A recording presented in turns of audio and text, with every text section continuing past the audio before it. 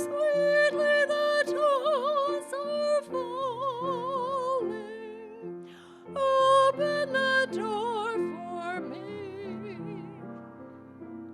If thou would heed my calling, I will abide with thee. If thou wilt heed my calling, I will abide with thee.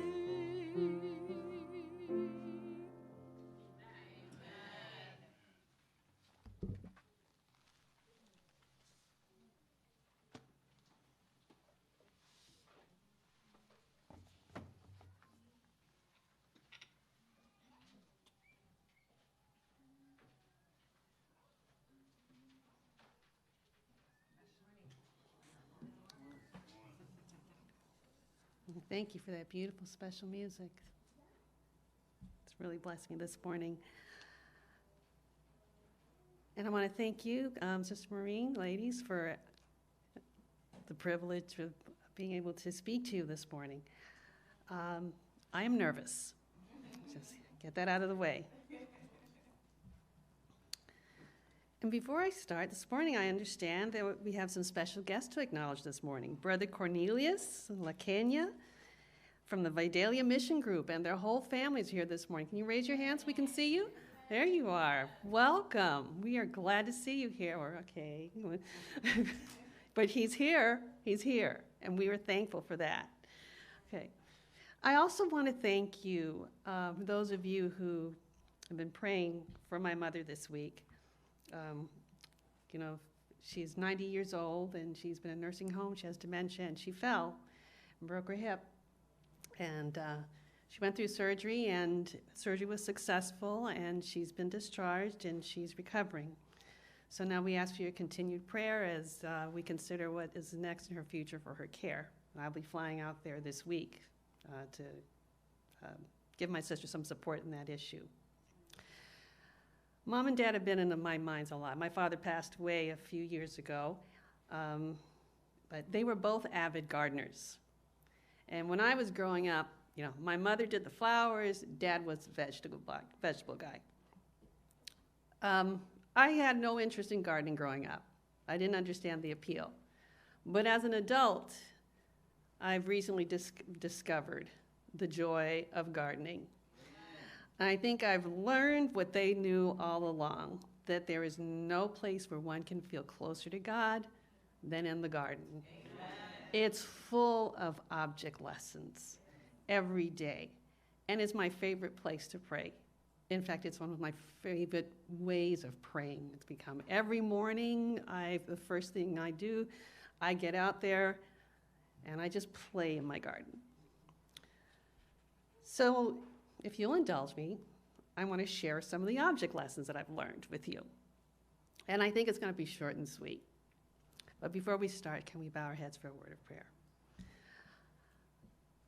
Father, this morning I ask that you speak through me, that the words that come out of my mouth are not mine but yours, that they will touch the hearts here and bring honor and glory to your name. In Jesus' name we pray. Amen. Okay. So as you know, let's see if this works. Technology. Can you see anything? Yes. Okay. Am I at the right one there? First one? One back? The house? The house is one back. You got it? Okay. So, I'm new to this. It's a brand new construction. It's got your builder's standard cookie cutter landscaping packaging, complete with sod, a single tree, some foundation beds with baby shrubs in front, some more foundation beds around the side and the back. No shrubs in those, but just a lot of those pine needles that you all use down here. I'm not understanding the pine needles yet. That's mulch. Okay. Pine needles, mulch, okay. I'm getting used to that. All right. So it's pretty boring right now. but here's what I dream it will look like one day. That's in my future. I'm claiming it in Jesus' name. Now the backyard, it's even more boring. They didn't give us sod in the backyard. They just planted some grass seed. And I don't know, I don't think it took very well. And I hear that it's going to die anyway.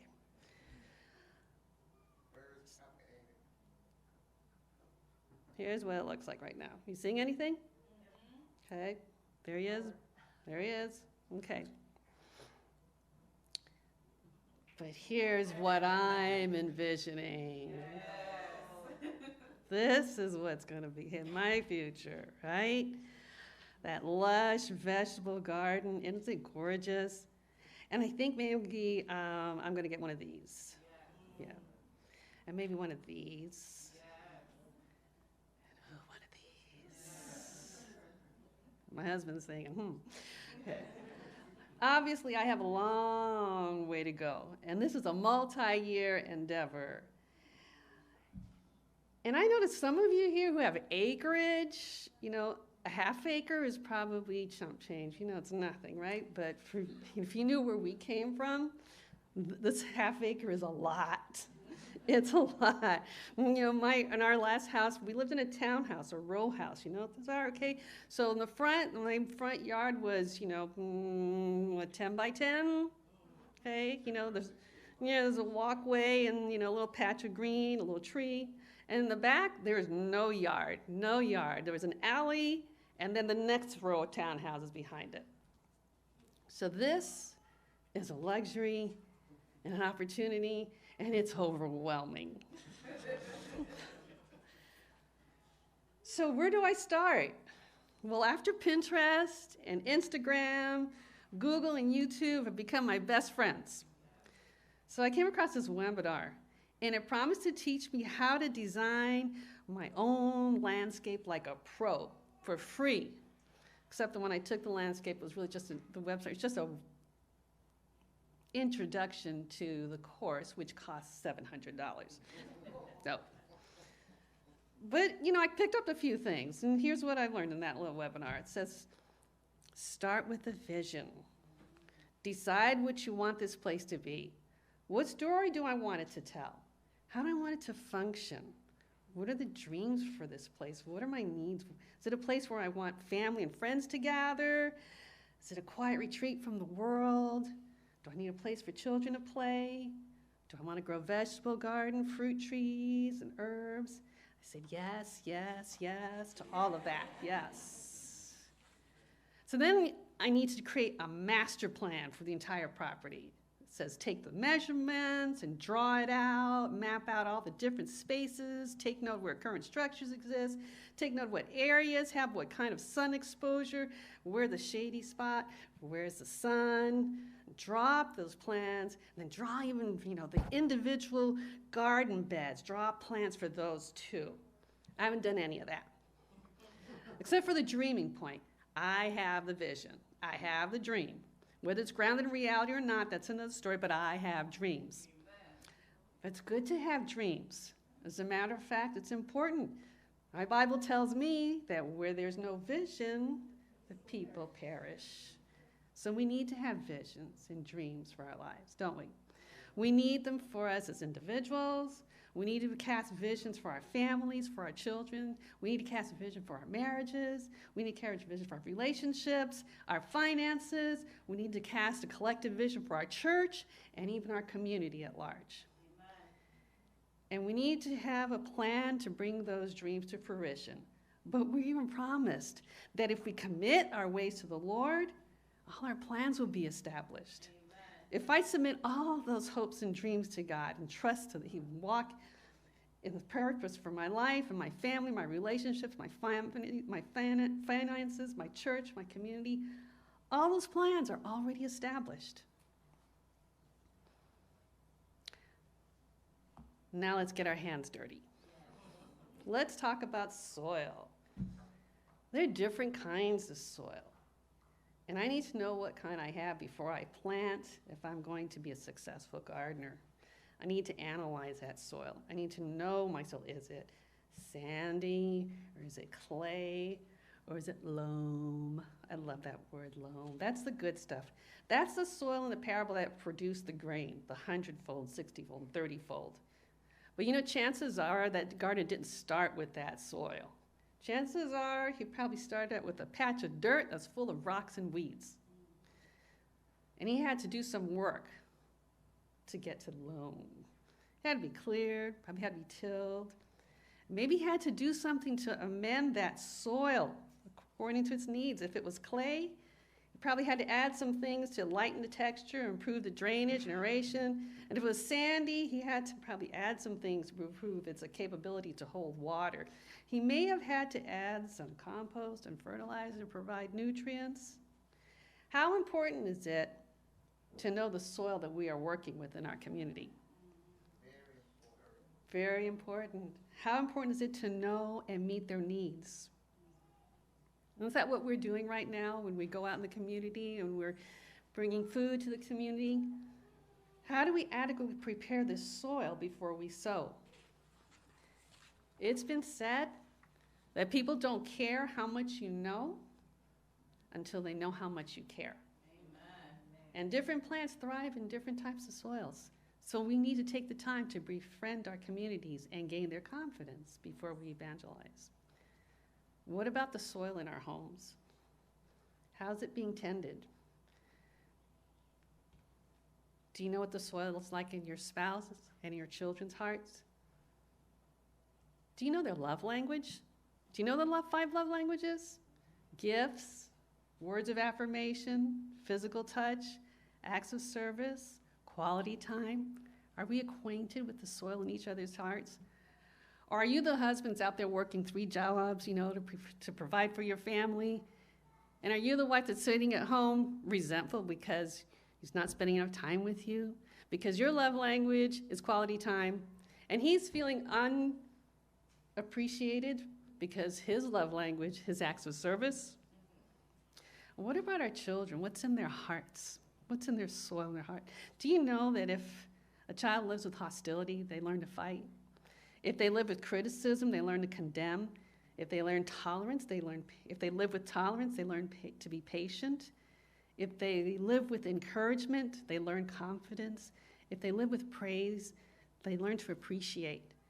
If they live with friendship and acceptance, they learn to love. What's in our soil?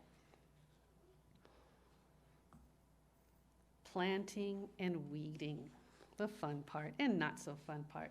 Okay, I've got a story for you. You know those flower beds that I mentioned earlier, the ones in the back and the side that were just left with mulch, pine needles? I haven't gotten around to planting anything in them yet.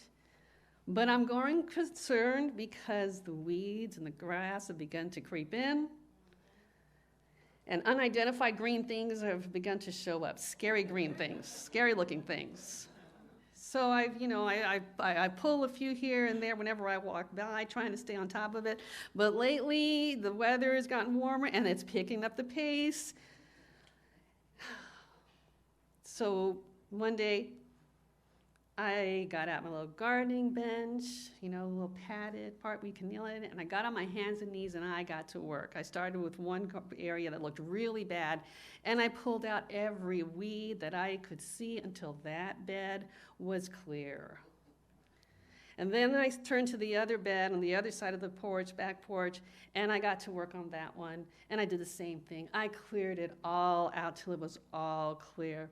And then like a woman possessed and obsessed, I turned to the front of the house and I worked all the way across. I pulled out every weed that I could see until I looked back and said, it's good. And then I went to camp meeting. And then I came back. What do you think I found? Back with a vengeance. They were waiting on me. So it has occurred to me that as long as these beds are vacant, and as long as there's space between the shrubs to grow, these weeds have an opportunity to grow. In fact, these weeds have a bright future ahead of them, and while mine as a gardener, it's looking pretty bleak. And this is not a race I can win. But If I should invest in some perennials, some annuals, even bring in some potted plants, some more mulch, pine needles, and water them and fertilize them so those roots, so the plants that are there would grow deep and strong, and then they would spread and fill out those beds with all the good stuff. There's less opportunity for the bad stuff, right? And tending plants and flowers is a lot more gratifying and rewarding than just weeding empty beds. What has this taught me? It's better to sow than to weed. If we invest more in each other, if we spend more time encouraging each other, speaking to one another in love, we would find less reason to criticize each other and tear each other down. If we planted more seeds of love, joy, peace, patience, kindness, goodness, gentleness, self-control, those fruits of the Spirit, we would have less room for gossip, backstabbing, judgment, false pride, and division. Listen, there's some professional weeders in church. There are Christians. There are people out there who have built entire ministries devoting to weeding. They're out there on social media and YouTube channels, tearing down the church and its institutions, slandering its leaders, sowing seeds of distrust, conspiracy, and they yield nothing but negativity, suspicion, and paranoia. There are Christians who see the devil under every rock, behind every tree, around every corner, and they can't stop speaking about him. And I've been in churches where sometimes the discussions in our prayer meeting and Sabbath schools have centered more on what the enemy is doing than on what Jesus is doing. And there's a lot of spiritual hand-wringing that's going on out there, and it concerns me. It makes me sad. These people are like seeds sprouting among thorns, and they don't even know it. Their joy has been replaced by fear. But God is love, and that perfect love casts out fear. So something's missing. I sometimes wish we would adopt the policy of certain news networks when they're reporting on mass shooters. Have you noticed that when they're talking about the mass shooter, they don't refer to them by name? They don't want to give them any more fame by elevating them anymore. Now, don't get me wrong. I know what 1 Peter 5:8 says. I know we need to be vigilant. I know the devil walks around like a roaring lion. I'm talking about our preoccupation where we're placing our attention. I'm concerned that sometimes in our efforts to be watchful, we end up giving more of our attention to the lion than the lamb. That's why I was so thankful this morning in Sabbath school. We actually spent some time asking each other, why do you follow the lamb? What we need to do is what the chorus says. Turn your eyes upon Jesus. Look full in his wonderful face. And the things of earth will grow strangely dim in the light of his glory and grace. Is it possible that we are diverting our attention from him even momentarily to check where the threat is, that it even looms larger in our imagination? Turn your eyes upon Jesus. Look full in his wonderful face. Philippians 4:8 also gives its further instructions. Finally, brethren, whatever is true, whatever is honorable, whatever is just, whatever is pure, whatever is lovely, whatever is commendable, if there is any excellence, if there is anything worthy of praise, plant these things. Okay, that's my paraphrase for the purpose of this sermon. Or you have to prune things sometimes. Here's another story. I planted a little garden when we lived in Minnesota. It was just 4x8. I had 4 tomatoes, 2 zucchinis, 2 peppers, 1 or 2 cucumber plants, 1 eggplant, and I was having a blast. Everything was coming up beautifully, and things were beginning to bloom, and I was thinking I was really good at this. And then we decided to take a vacation.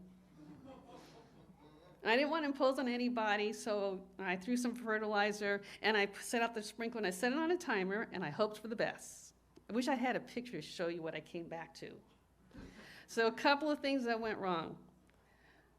I didn't know that there was such a thing as determinate and indeterminate tomatoes. Didn't know that about that distinction. Second thing, I didn't know you're supposed to pinch those little suckers. I let them grow and allowed them to freely expand in every direction they chose. The fuller they got, the better, I thought. You know, they were looking great, and they were still blossoming and everything. So when I came back to a tomato jungle. They just took over the whole thing. And then the zucchini plant was going for world domination out on the front lawn. I don't know where the cucumbers went. And the eggplant never saw them again. Harvest time, I got maybe two cucumbers. I got 1 jalapeno peppers. I got plenty of zucchini, and nothing stops those. And the tomatoes, goodness, they kept coming and coming and coming. I got lots of tomatoes, but they were small. They were tiny. My beefsteak tomatoes were the size of golf balls. I had a lot of tomatoes. I had quantity, but I didn't have quality.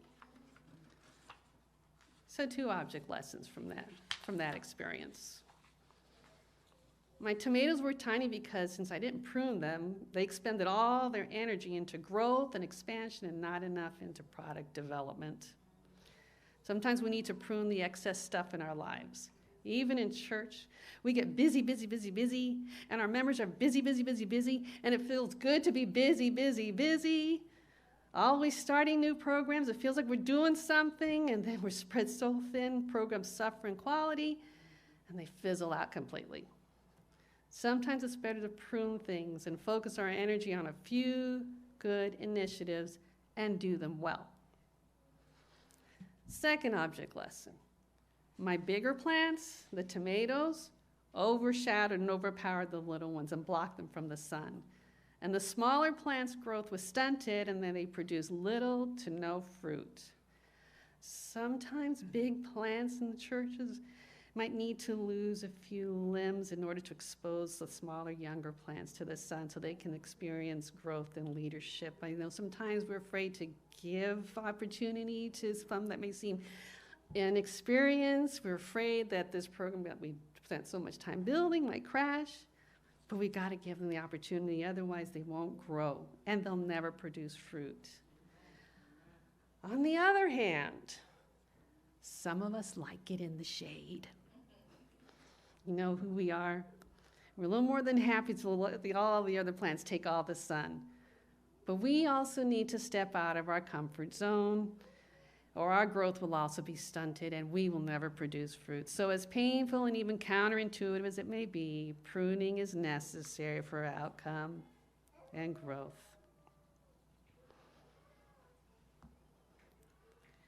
Water and fertilize. I love houseplants, but I wasn't always good at keeping them.